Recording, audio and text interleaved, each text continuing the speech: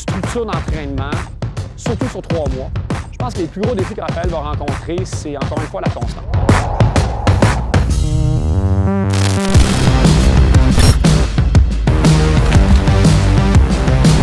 Bienvenue au deuxième épisode de cette nouvelle série vidéo sur les courses à obstacles. Pour une période de 3 mois, je me suis donné pour défi de m'entraîner comme le ferait un athlète de haut niveau. Le but de ça, c'est de voir c'est quoi les sacrifices qui sont faits par des athlètes de haut niveau, mais aussi de voir quel niveau je peux atteindre avec 3 mois intensifs comme ça.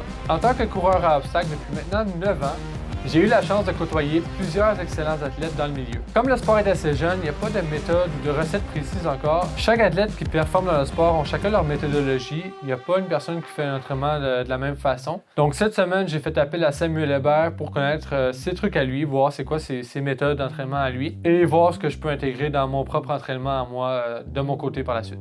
Samuel Hébert, athlète de course à obstacles, athlète pro Spartan depuis maintenant 4 ans. 4-5 ans. Cette année 2020, je ne sais pas si on la compte vraiment, en fait. Et puis, je suis kinésiologue, entrepreneur. J'ai mon entreprise de services de santé et mieux-être à temps plein depuis maintenant 2 ans et demi.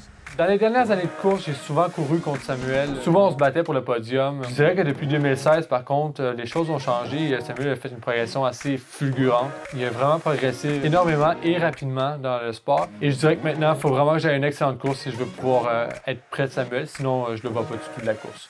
J'ai beaucoup quand même de première place au Québec, au Canada, sur le parcours Spartan depuis les 3-4 dernières années. Mais mes titres auxquels je dirais que je suis le plus fier, ça va être mes titres en équipe. 2018 a été vraiment une grosse année où j'ai remporté le championnat du monde en équipe Spartan. Cette même année-là, juste un petit peu avant, j'avais gagné la course en équipe, justement, Pro-Man au Noram. Et ensuite, ça nous a amené à aller au OCR World Championship 2018, encore une fois, à Londres. Et on a remporté encore une fois une première place. Puis 2019, j'ai opté pour la même chose. On a cherché une première place au Noram en co-ed.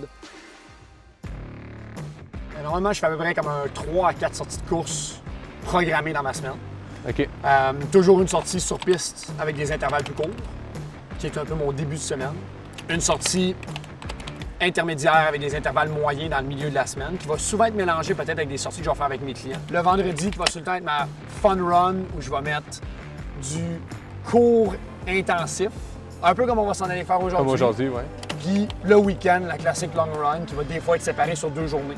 Le projet Raphaël, c'est vraiment quelque chose, quand il m'en a parlé, qui m'a allumé tout de suite. Je trouve ça super trippant. Son idée de cycler et de suivre l'entraînement d'un athlète OCR pendant un cycle de 3 mois. Pourquoi je trouve ça intéressant? Parce que souvent, moi, dans ma préparation personnelle puis dans l'entraînement de mes athlètes, je fonctionne par cycle de 3 mois. Donc, on va souvent avoir 2 mois de construction avec 1 mois un peu plus de tests et de réduction du volume ou de l'intensité pour permettre à la personne de récupérer au maximum puis d'avoir une montée de performance à la fin du 3e mois. On est prêt à hit la trail? On y va. Yes, je te suis.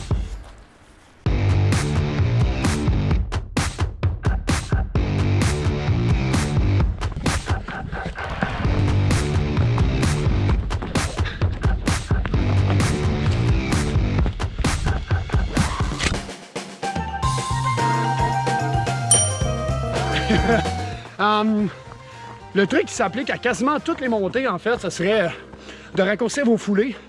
Donc des plus petits pas, une cadence de pas un peu plus rapide. Vous voulez augmenter votre temps de contact au sol. Puis comme ça, vous avez moins de perte d'énergie. Vous avez moins de ralentissement entre chacun de vos pas où vous devez rebriser l'inertie qui veut vous freiner.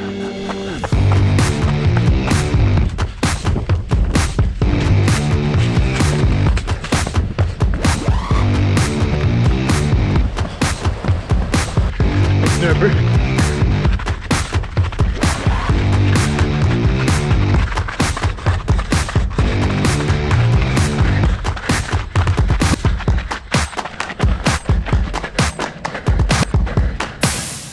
Au moment où j'ai dit cette vidéo, j'ai appris la mauvaise nouvelle que Spartan Race annulait tous ses événements pour l'année 2020. Donc, ce que j'ai fait, je me suis inscrit à la course extrême le 12 septembre prochain à la course élite. Donc, ça va être la seule course à obstacles que je vais faire en 2020. Puis, en ce moment, je cherche un nouvel objectif pour le mois d'octobre, donc pour à peu près la fin du 3 mois du défi.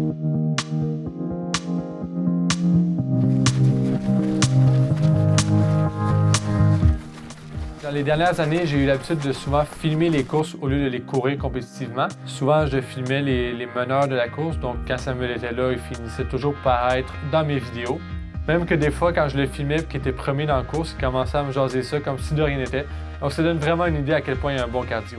Fait que c'est ça. Fait qu'aujourd'hui, finalement, au lieu d'avoir des 1600, on va avoir des 1000 mètres. Okay? Donc 1000 mètres, des 2 tours et demi. Où on va viser des bons paces, où on va viser des constants entre nos 1000 mètres. Et évidemment, on va se tourner ça un petit peu en entraînement global. Donc, entre chacun de vos 1000 mètres, vous allez avoir du stock à faire. Et ensuite, vous allez faire un 200 mètres de récup.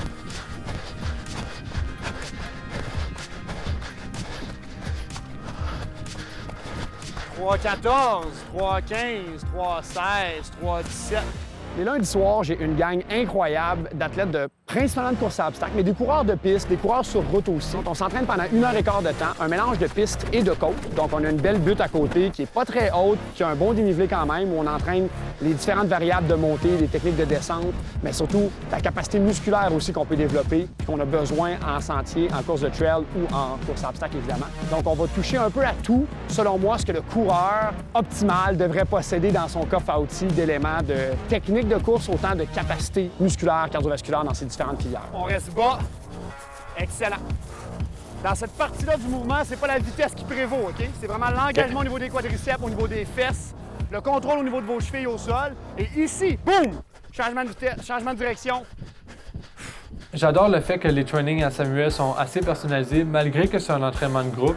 T'es pas laissé à toi-même, malgré le nombre de personnes, tu vas vraiment être guidé par Samuel durant l'entraînement. C'est vraiment un petit peu plus de pliométrie. On augmente notre phase excentrique, absorption, pas de genoux qui cognent au sol, super, super vraiment. 3, 2, 1, excellent. Voyons Dieu. C'est comme si tu venais de faire une grosse épreuve, tu es capable de récupérer pendant ta montée. OK. C'est bon? Yes. Je dirais quelque chose de positif que j'ai remarqué, c'est que Raphaël a une bonne capacité quand même à gérer son énergie. Il arrive à avoir une bonne constance. Exemple, même quand dans l'entraînement du lundi, quand il est venu tester avec nous et qu'on a fait les séances de 1000 mètres, par exemple, même si c'est quelque chose qu'il n'est pas habitué de faire, du 1000 mètres sur piste, il a quand même réussi à bien écouter les consignes et à appliquer la vitesse demandée et à réussir à la reproduire. Parce que ce qui est hyper important dans un contexte d'entraînement polarisé ou fragmenté, où on va aller chercher des hautes intensités pendant certaines séances, c'est d'être capable de reproduire cette intensité-là.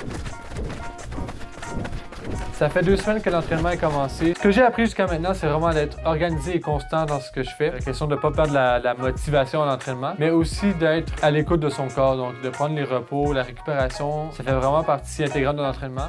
Les résultats que Raphaël pourra atteindre sont très larges, je dirais, parce que Raphaël est un athlète qui a un très bon bagage et qui a une capacité d'adaptation très forte. Depuis que je le connais, Raphaël a toujours été un athlète à fortement surveiller. Quand j'ai commencé, on se battait souvent pour des positions ensemble. Je me souviens dans les Beasts à Stoneham, des courses comme ça où Raphaël a eu beaucoup de fois des positions en avant de moi dans des courses. Et depuis les dernières années, chez Raphaël a été peut-être un peu moins présent sur la scène des courses spartanes, ou du moins dans les courses où j'étais présent, fait qu'on s'est moins mesuré l'un à l'autre. Ceci étant dit, je sais qu'il y a un très grand potentiel, puis en étant structuré dans un 3 mois comme ça, mais surtout en allant chercher le knowledge et la connaissance de tout ce beau monde-là, je pense que ça va donner un bon pool de progression et j'ai bien hâte de voir de quoi ça va l'air.